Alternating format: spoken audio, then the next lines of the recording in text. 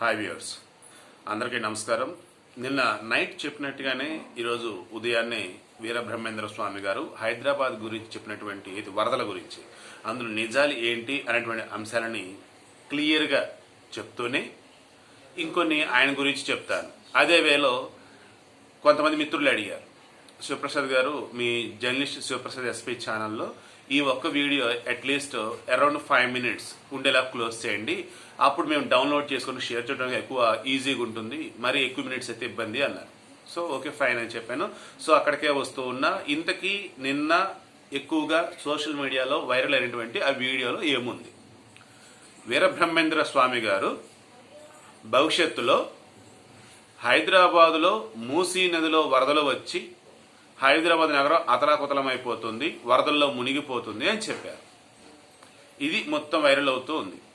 2020లో వచ్చినటువంటి వరదలు ఏవైతే ఉన్నాయో నిజంగానే చాలా ఘోరమైన వరదలు, భయంకరమైన వరదలు.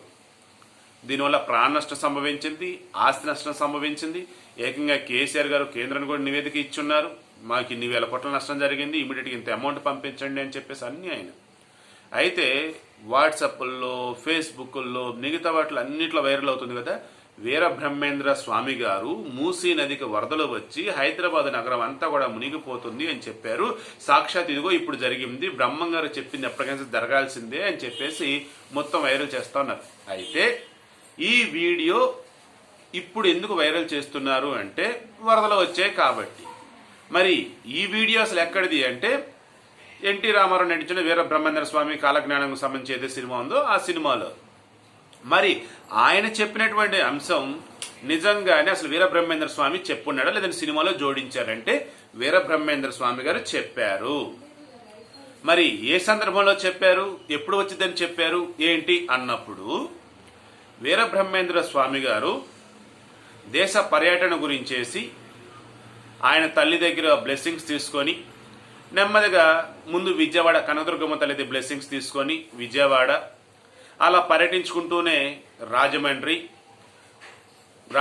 దగ్గర నుంచి వరంగల్ ఇలా దేశాటన చేస్తూ ఉన్నప్పుడు ఆయన ఎవరు, ఆయన కాలజ్ఞానం గురించి కావచ్చు, లేదంటే ఆయన జ్ఞాని అని కావచ్చు, కొంతమంది ఆయన్ని దివ్య పురుషుడిగా కూడా ఇలా కొలుస్తున్నారని చెప్పేసి హైదరాబాద్ నవాబుకు తెలుస్తుంది.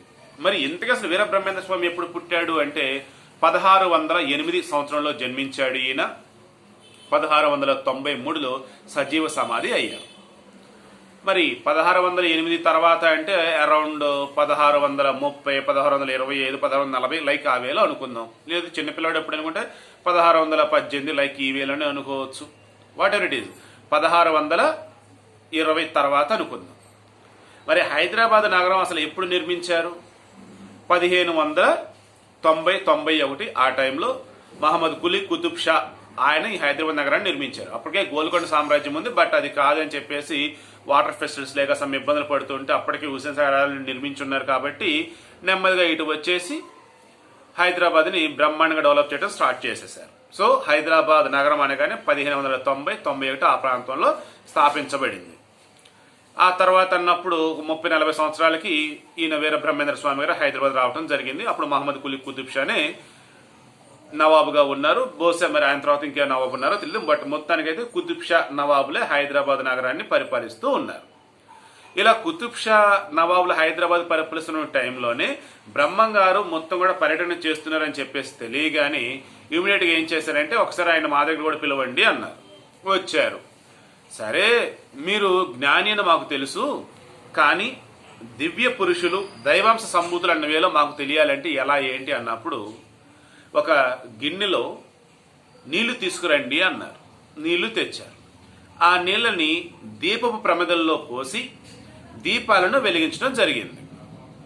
ఎప్పుడైతే ఆ రకమైన దీపాలు వెలిగించారో మహానుభావ నీవు నిజంగానే దైవాంశ సంబూతుడివి అని చెప్పేసి ఆయనని కీర్తిస్తూ అప్పుడు అడిగారన్నమాట, అయ్యా మీరు గొప్ప మహిమాన్వితుడిలా ఉన్నారు, నా గురించి మా రాజ్యం గురించి అదేవిధంగా భవిష్యత్తులో ఏం జరగబోతుంది ఏంటని కూడా చెప్పండి అయ్యా అన్నారు. అప్పుడు ఆయన చెప్పాడు. అదే ఇప్పుడు నేను మీకు మన వీడియోకి మెయిన్ కూడా అదే. మూసీ నదికి వరదలు వచ్చాను, హైదరాబాద్ నగరాన్ని ముంచి వేశాను, ఆ తర్వాత కొన్నాళ్ళకి మరల మీ నవాబు పాలకులే ఆ హైదరాబాదు నగరాన్ని బాగు చేశాను అన్నాడు. మరలా చెప్తున్నా చూడండి, మూసీ నదికి వరదలు వచ్చాను, హైదరాబాద్ నగరాన్ని ముంచి వేశాను, మరలా మీ నవాబు పాలకులే ఆ నగరాన్ని బాగు చేశాను అని చెప్పారు, బాగు చేస్తారని చెప్పారు. మరి ఇప్పుడు ఎవరున్నారు? కేసీఆర్ నవాబు పాలకుడా? కాదుగా. పోనీ అక్కడ ఉన్న మోదీ నవాబు పాలకుడా? కాదుగా. అసలు రాజవంశీలే లేరుగా. రాజవంశీలు ఇస్ నథింగ్ బట్ పాలన చేస్తున్న వాళ్ళు. అంటే బ్రహ్మం గారు చెప్పింది ఇప్పటిది కాదు. 1908 సంవత్సరంలో మూసీ నదికి వరదలు వచ్చి దాదాపు 15,000 మందికి పైగా మరణించారు, 20,000కి పైగా ఇల్లు నేలమట్టమయ్యాయి. ఇప్పటికీ దాని తాలూకు ఆనవాళ్లు ఉస్మానియా జనరల్ ఆసుపత్రిలో ఒక చింత చెట్టు ఉంటుంది, అది 150 మందిని కాపాడింది. సో దాని ఆనవాళ్లు ఉంటాయి. ఆ మూమెంట్లోనే వాళ్ళు కొంచెం తేరుకున్న తర్వాత మోక్షకొండ విశ్వేశ్వరుని పిలిపించేసి ఎందుకు ఈ రకంగా వరదలు వచ్చాయి ఏంటయ్యా అన్నప్పుడు మూసీ నదికి వచ్చేటప్పటికి పైన వచ్చేసి ఒక జలాశయం కట్టించారు, దాని ఉపనది ఈసీ మీద వచ్చేసి ఒక జలాశయం కట్టించారు, ఉస్మాన్ సాగర్, హిమాయత్ సాగర్ లైక్ ఇలానే కట్టారు. ఆ తర్వాత జలాశయాలు అయిపోయిన తర్వాత అండర్ గ్రౌండ్ డ్రైనేజ్ సిస్టమ్ కూడా వెల్ ఎస్టాబ్లిష్ చేసి పెట్టారు మోక్షకొండ విశ్వేశ్వరయ్య గారు. ఆ వేళ కూడా జరిగింది. ఇక ఆ తర్వాత హైదరాబాద్ను కూడా ఎలా డెవలప్ చేయాలి ఏంటి అన్నప్పుడు గతంలోనే ఎప్పుడో రాజుల కాలం నాడు, నవాబుల కాలం నాడు ఇటలీకి సంబంధించిన టావర్నియర్ అని చెప్పేసి ఒక యాత్రికుడు వచ్చిన 17వ శతాబ్దంలో ఆయన చెప్పాడు, ఇది హైదరాబాద్ కన్నా బాగ్ నగర్ అనటం అత్యంత మేలు అని చెప్పేసి. బాగ్ నగర్ ఇస్ నథింగ్ బట్ బ్రహ్మాండమైనటువంటి తోటలు, సరస్సులు, అబ్బో సూపర్బ్ అని, అంత అత్యద్భుతమైన నగరాన్ని అసలు ఎక్కడా చూడలేదని చెప్పేసి ఆయన చెప్పాడు. ఇటలీ యాత్రికుడు అంటే ఆల్మోస్ట్ చూడండి ప్రపంచమంతా కూడా సందర్శిస్తూ ఉంటాడు. అంత అత్యద్భుతమైనటువంటి నగరం హైదరాబాద్. ఈవెన్ మనకు స్వాతంత్రం వచ్చిన తర్వాత కూడా నిజాం నవాబులు పాలిస్తున్నటువంటి టైంలో కూడా మన వల్లభాయ్ పటేల్ గారి చొరవతో మన ఈ హైదరాబాద్ సంస్థానం భారతదేశం విలీనమైంది.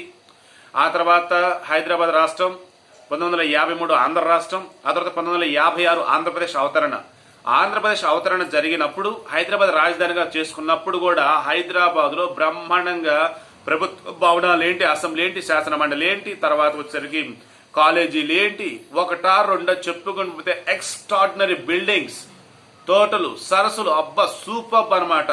సకల హంగులతో ఉన్నటువంటి గొప్ప నగరం హైదరాబాద్. అందుకే హైదరాబాద్ని రాజధానిగా చేసి ఆంధ్రప్రదేశ్కి ఉమ్మడి రాజధానిగా, నాటు ఉమ్మడి రాజధాని అప్పుడు మొత్తం కలగలిపి ఉండేది కాబట్టి ఒకే రాజధానిగా బ్రహ్మాండంగా పరిపాలించడం జరిగింది.